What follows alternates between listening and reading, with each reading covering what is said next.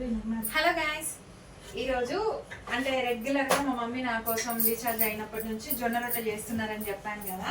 So ఈ రోజు మా మమ్మీ నా కోసం జొన్న రొట్టె ఎట్లా చేస్తున్నారో చూపిస్తా. ఇక్కడ చూడండి, చపాతీ వంగుతుంది, నేను కాలుస్తున్నా. ఓకే, సో మా మమ్మీ జొన్న రొట్టె ఎట్లా చేస్తారంటే, నార్మల్గా నేను ఎక్కడ చూసినా, బయట చూసినా, ఇక్కడ మా ఇబ్రహీంపట్నంలో చూసినా కానీ ఎట్లా చేస్తారంటే చేత్తో చేస్తారు ఇట్లా.